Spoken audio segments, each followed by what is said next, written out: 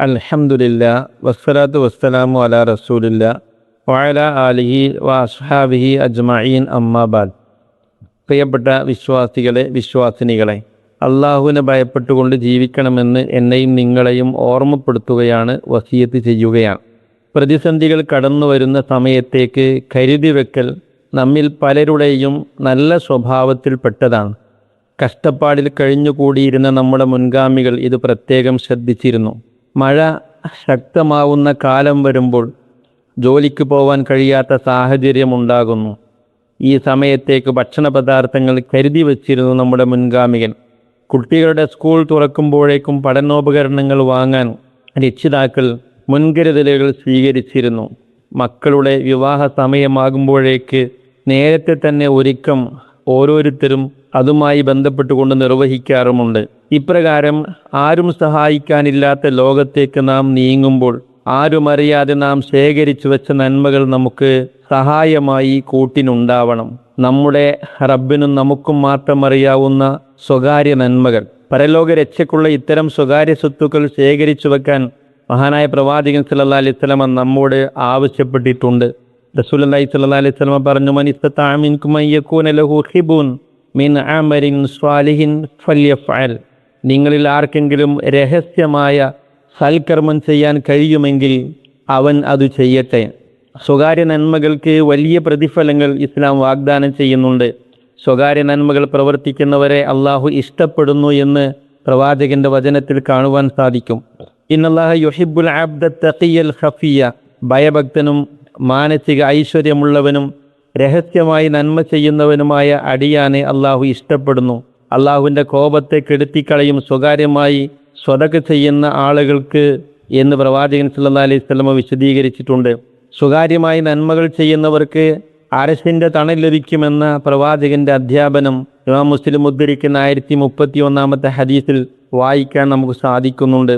കൂടുതൽ ഉത്തമവും പാപങ്ങളെ മായ്ച്ചു കളയുന്നവയുമാണ് സ്വകാര്യ നന്മകൾ എന്ന് വിശുദ്ധ ഖുർആനിലെ 2-ാം അധ്യായം 271 ആയത്ത്, 73-ാം അധ്യായം 6-ാമത്തെ ആയത്ത്, 17-ാം അധ്യായം 79-ാമത്തെ ആയത്ത് എന്നിവയിൽ നമുക്ക് കാണാൻ കഴിയും.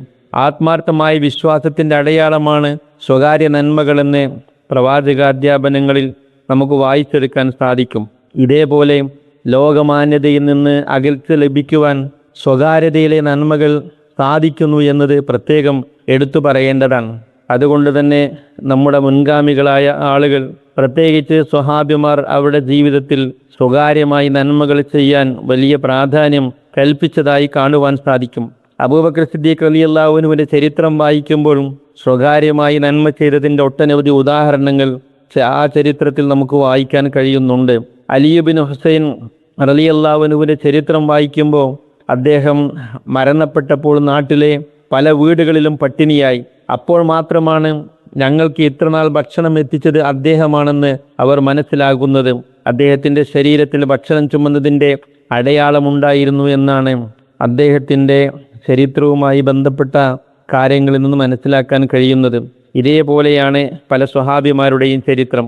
വിശ്വാസികളെ, നാമും നമ്മുടെ റബ്ബിനു മാത്രം അറിയുന്ന നന്മകൾ ജീവിതത്തിൽ കൊണ്ടുവരാൻ പ്രത്യേകമായി ശ്രദ്ധിക്കേണ്ടതുണ്ട്.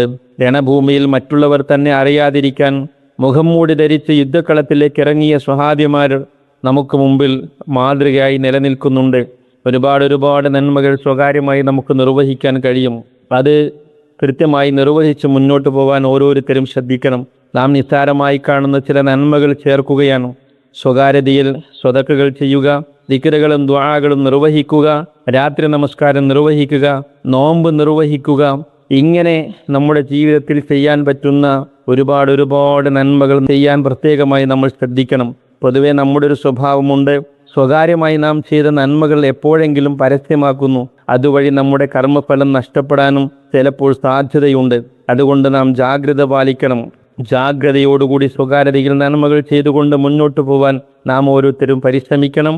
അള്ളാഹു നമ്മെ എല്ലാവരെയും അതിനനുഗ്രഹിക്കുമാറാകട്ടെ. വആഖിറു ദഅവാനാ അനിൽ ഹംദുലില്ലാഹി റബ്ബിൽ ആലമീൻ. അസ്സലാമു അലൈക്കും വറഹ്മത്തുള്ളാഹി വബറകാതുഹു.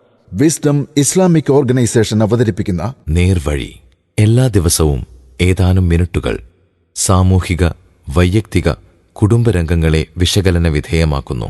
അറിയുക, അറിയിക്കുക. നേർവഴി. Peace Radio. Tune to reality.